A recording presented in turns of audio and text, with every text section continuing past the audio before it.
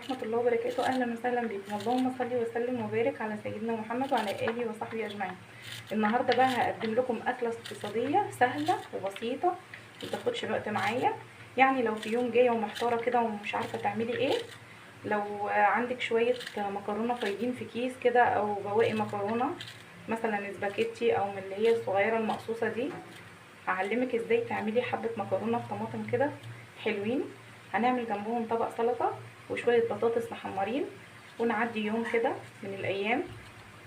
طبعا في عز الغلا دوت الواحد لازم يدبر اموره ويحاول يقتصد في كل الحاجات اللي عنده، لان بتبقى غصب عننا كلنا، بتبقى كل واحدة نفسها انها تلملم امورها وتكفي بيتها وتشبع اولادها.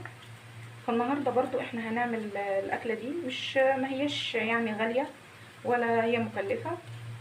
بصراحه هو كل حاجه بقت مكلفه دلوقتي، بس دي يعني اقل الموجود زي ما بيقولوا. يا رب يفتح ابواب الرزق للناس كلها يا رب.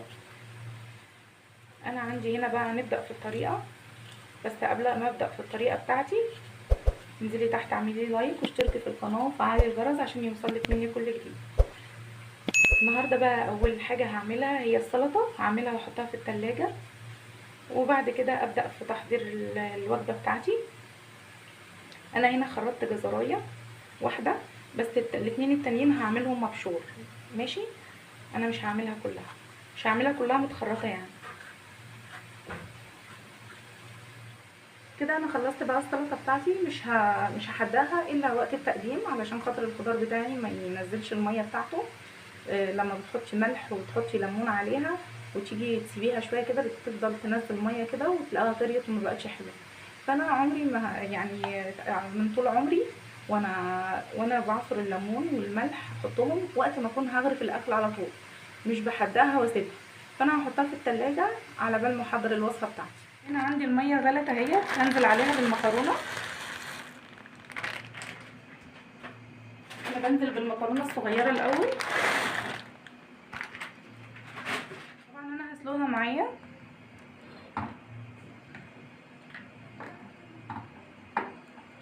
عقبال ما هي تتسلق بقى هحضر التسبيكه بتاعتها. عندي هنا حله على النار هحط فيها معلقه من السمنه وحوالي 3 معالق من الزيت.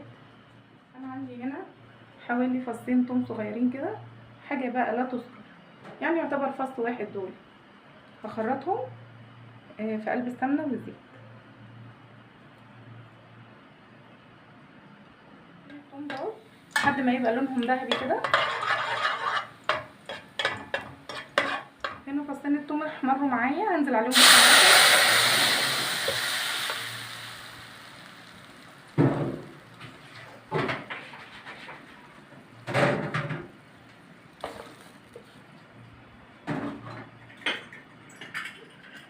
هحط بقى ملح،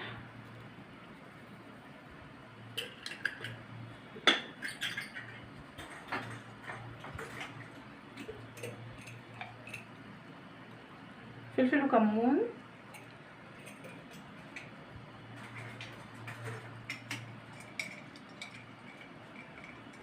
شويه شطه صغيرين، وعندي هنا كمان معلقه من البابريكا، واقلبهم بقى كويس.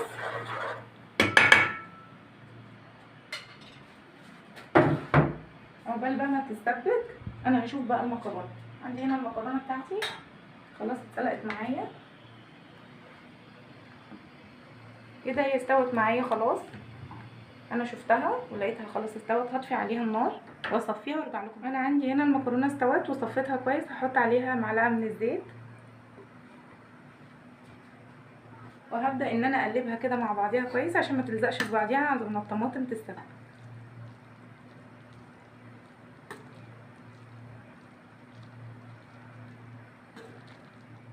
طبعا بقى على بال ما التسبيكه بتاع المكرونه تسبك انا هخرط بطاطستين كده صوابع، بس هعملها صوابع تخينه شويه. انا عندي هنا ب3 بطاطسات هجيبهم، انا مش هقطعها صوابع رفيعه، انا عندي هعملها صوابع تخينه شويه. هتقولي لي مش هتستوي، لا هي بتستوي في الزيت، بحمرها وبتستوي معايا. انا عندي هنا الزيت اتقدح من غير سلق ولا حاجه، البطاطس من غير سلق ولا حاجه، وهتستوي معايا ما تخافوش يعني. انا عاملاها اكتر من مره واستوت معايا.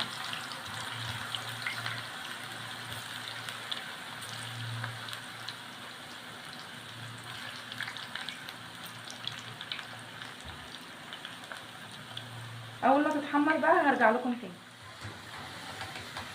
انا عندي هنا البطاطس بتاعتي استوت، هطلعها.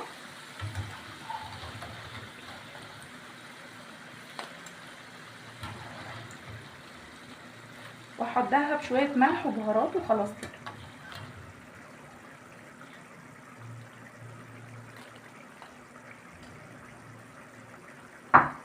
الصلصه بتاعتي اتسبكت خالص اهي. اول ما يبقى فيها فقاعات كده ونشفت خالص، انا هبدا انزل بالمكرونه عليها.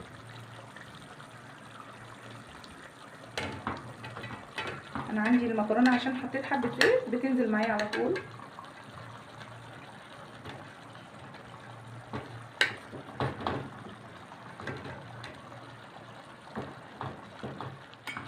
كده انا سبتها.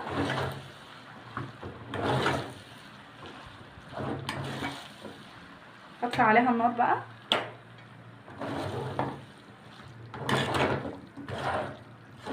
اتاكد ان كل التسبيكه اتقلبت مع المكرونه،